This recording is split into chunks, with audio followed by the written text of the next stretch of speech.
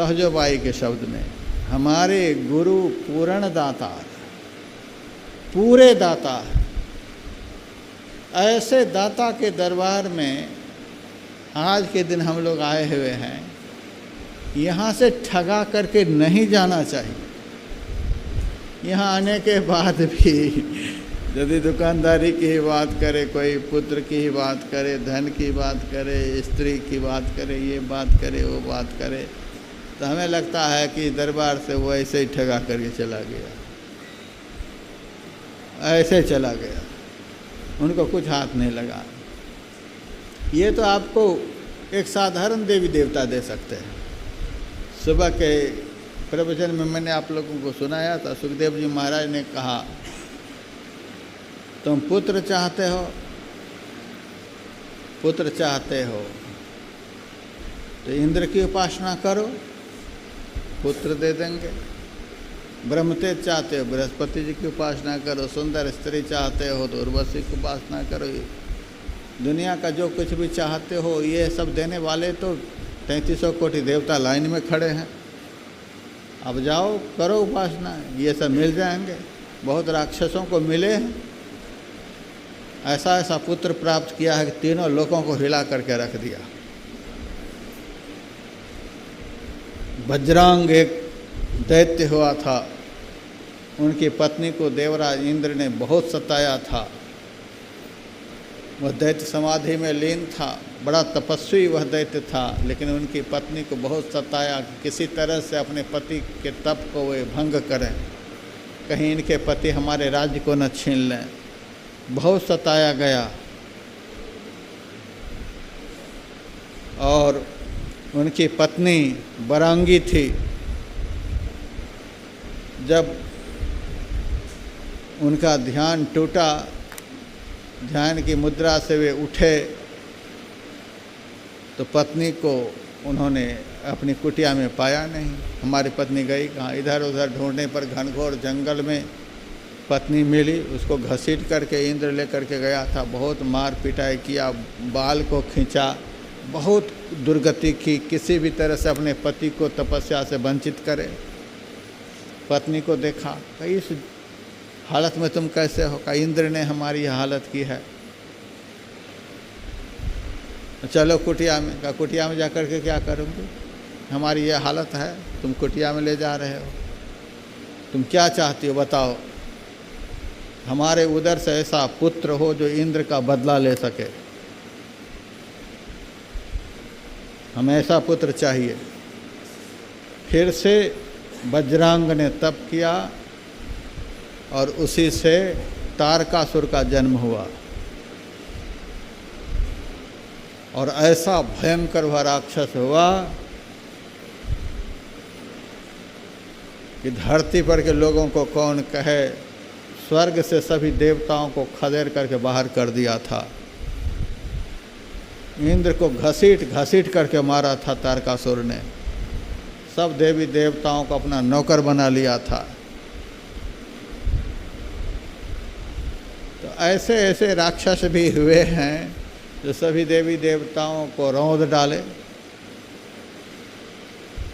तो देवी देवता की उपासना आराधना से बहुत कुछ प्राप्त हो जाता है। ब्रह्मा की उपासना किए वज्रांग ने, उनको ऐसा पुत्र प्राप्त हुआ कि तीनों लोगों को हिला करके रख दिया। लेकिन इससे तारकासुर सुखी हो गया। ताकत तो बड़ी हुई, तीनों लोगों को हिला दिया, लेकिन एक दिन उसका भी अंत हो गया। वज्रांग भी मर गया, उनकी माँ भी मर गई। कितने ऐसे ऐसे दुर्दांत दैत्य हुए जो देवी देवताओं की आराधना उपासना करके बहुत बल, बहुत ऐश्वर्य, बहुत कुछ प्राप्त किया। एक दिन खत्म हो गए, अस्तित्व मिट गया। राक्षस में उसका नाम है। क्या हम लोग यही चाहते हैं?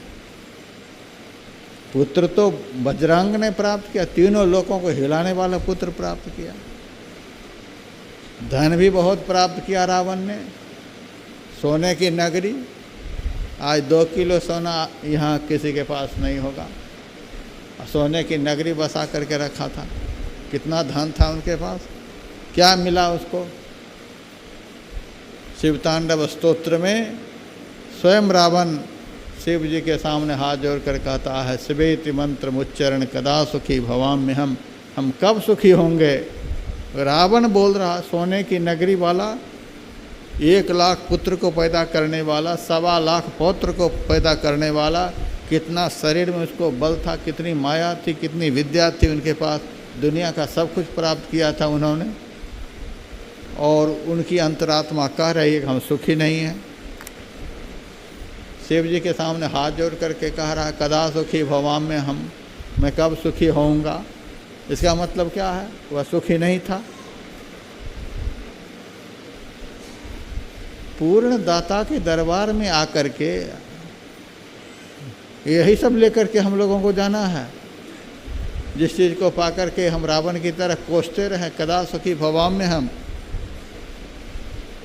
पूर्ण दाता के दरबार में जाकर तो ऐसे पदार्थ को प्राप्त करके जाना है कि जो पदार्थ पूर्ण हो, जिस पदार्थ को प्राप्त करके कभी अपूर्णता का अनुभव नहीं हो, कभी हमें कोसना नहीं पड़े, दुखी नहीं होना पड़े, पश्चाताप नहीं करना पड़े, विपत्ति में नहीं पड़ना पड़े, कभी उस पदार्थ से विमुख नहीं होना पड़े, जिस पदार्थ से कभी हमारा संबंध नाता नहीं टूटे, ऐसा पदार्थ इस पूर्ण दरबार से हमें प्राप्त करके जाना चाहिए।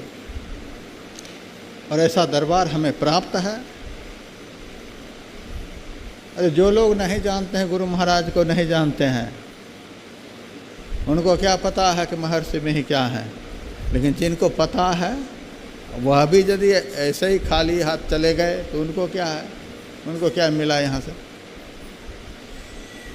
और इसीलिए मैं आप लोगों से भी कहना चाहूँगा, आप गुरु महाराज के 2-4 प्रवचन को रोज़ पढ़ें। मैं आप लोगों से कहता हूँ, पूरे हरिद्वार में जा करके सब जगह कथा हो रही है, कीर्तन हो रहा है, सुने आप लोग। वृंदावन में जा कर के सुने, अयोध्या में जा कर के सुने, जितने भी तीर्थ स्थान हैं सब जगह जा कर के सब जगह की कथा को, सब जगह के ज्ञान को, सब जगह के प्रवचन को सुने आओ। और सुबह जो मैंने 3 ग्रंथ के नाम बताए, महर्षि में है उपदेशामृत, वचनामृत, अनुभव प्रकाश, सबसे छोटा प्रवचन जो गुरु महाराज का होगा 5 मिनट का, 5 मिनट का गुरु महाराज के एक प्रवचन को निकाल करके आप पढ़ लीजिए। उस एक प्रवचन से जो आपको असली ज्ञान प्राप्त होगा, वह ज्ञान आप देख सकते हैं कहाँ मिल सकता है। एक प्रवचन को पढ़िए।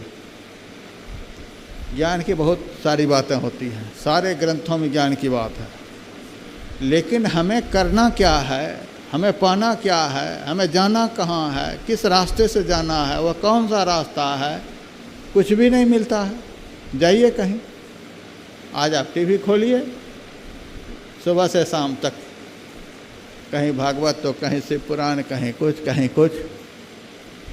3-3 करोड़ सब्सक्राइबर हैं एक एक कथाकार के। इतने उनकी कथा को देखने सुनने वाले हैं, करोड़ों करोड़। और आप सुनिए कथा को, वही सास बहू की कहानी होती रहती है। 3 घंटे में देखिए सास बहू की कहानी हो रही है, इसके अलावा कुछ नहीं मिलेगा। ये करो वह हो जाएगा, वो करो वो हो जाएगा, वो करो वो हो जाएगा। इतनी भीड़ दिखलाते हैं, लाखों लाख की भीड़ है। कथा क्या हो रही है, उसकी सास उससे झगड़ गई, उसकी बहू उससे झगड़ गई, उसके घर से वो भाग गई, उसके घर से वो हो गई। ये तंत्र को, इस मंत्र को सिद्ध कर लो, यह हो जाएगा, वो यंत्र को सिद्ध कर लो, यह हो जाएगा, ये कर लो, यह हो जाएगा। मैं गया हुआ था जम्मू कश्मीर सत्संग सुनाने, एक प्रभु कृपा दुख निवारण कैंप लगा हुआ था, दुख निवारण। वो कैंप ख़त्म हो गया तो उसके बाद मेरा कार्यक्रम मेरे कार्यक्रम में भी लोग आ ही गए। मैंने सबसे कहा आप लोग कहाँ यहाँ आए, 15 दिन पहले तो आप लोगों का दुख निवारण हो ही गया है, फिर यहाँ काहे के लिए आए? 15 दिन पहले तो दुख निवारण करके गए ही हैं। 15 किलो सोना लेकर के गए यहाँ से, 20 किलो चांदी, बोरी भर के रुपए ले गए। आपका दुख निवारण हुआ कि उनका दुख निवारण हुआ? सो बताओ, बताओ ईमानदारी से। तब 2-4 लोगों ने कहा महाराज दुख निवारण तो महाराज जी का ही हुआ, हमारे गले में जो चैन थी वो गई, कान की बाली गई। माइयाँ तो तुरंत सबको समर्पित कर देती है, सबका सब कुछ लेकर के गएगा। तुम्हारा दुख निवारण हुआ कि उसका दुख निवारण हुआ। आप जाओ कहीं, सुबह से शाम तक टीवी खोल करके कथा सुनो, और मैं आप लोगों को विश्वास दिलाता हूँ आपको करना क्या है इसका पता नहीं मिलेगा कहीं।